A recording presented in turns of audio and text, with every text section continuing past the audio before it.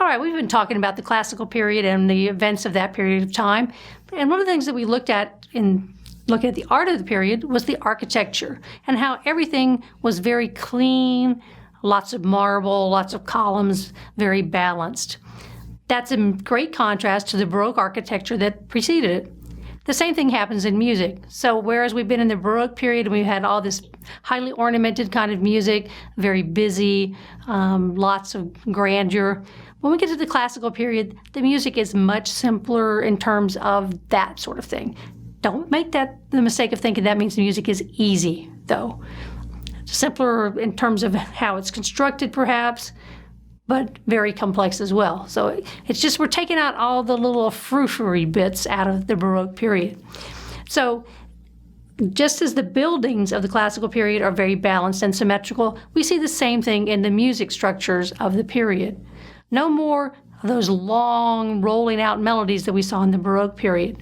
A melody in the classical period is going to be much more structured in terms of what you hear personally. Think about prose.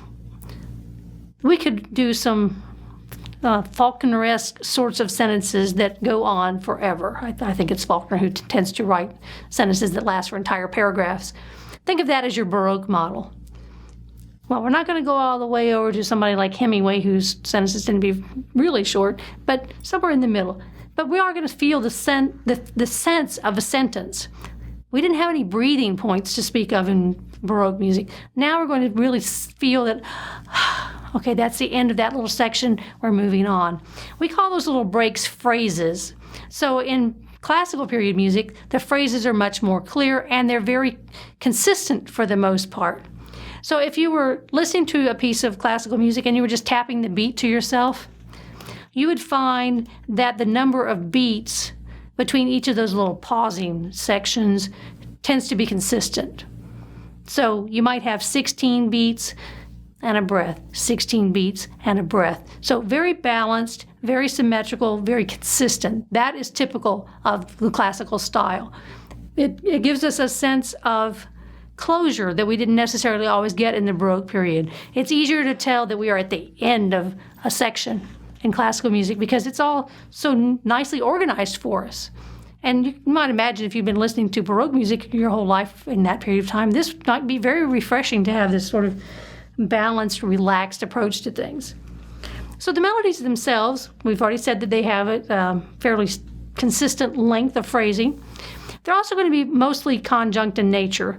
Much more stepwise motion, not so much jumping about as we would hear in the Baroque period. So they're a little more singable. You know, if you had to sing an instrumental melody from the classical period, it's a little easier to do than a Baroque melody would be.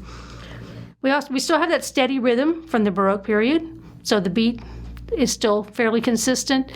You'll see more slowing down and speeding up, but it's not going to be very dramatic. It's not going to be like, wow, listen to how much that retard happened, or wow, what an accelerando there. It's just going to be sort of a little bit of a give and take, usually toward the end of a section or the end of a phrase. So it's not going to be much of that happening within phrase structures.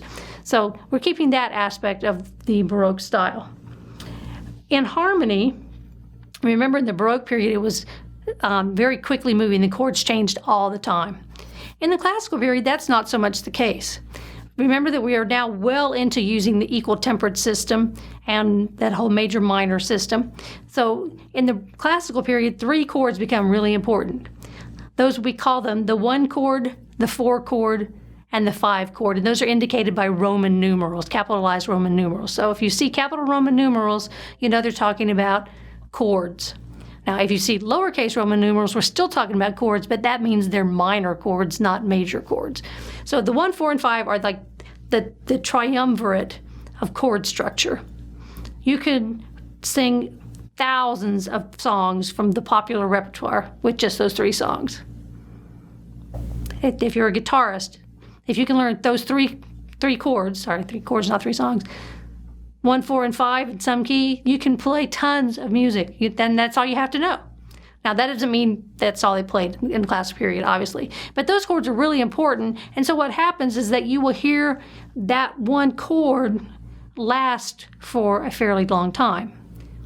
Now, that doesn't mean that we're just going to hear chord, that would be boring. What you listen for as you're listening to the music is try to figure out what's the note that sort of ties everything else together. And usually it'll be on the bottom because the bass notes are going to be the bottom of the chord. And you can just hear that there's a note that stays in there for a long time, and then it'll change for a while, and then it comes back. And we like to come back to one over and over again. That's our home. So when you hear that very stable harmonic structure where the chords aren't changing very much, even though the melody might be moving a lot, you can still feel like I could hum this one note for a long time. That's a good indicator that it's probably classical style. Now remember, in the Baroque period, we talked about terraced dynamics, where things got suddenly louder or suddenly softer. In the classical period, we start to see much more use of crescendos and decrescendos. So composers are actually putting that in the music. Get louder here, get softer there.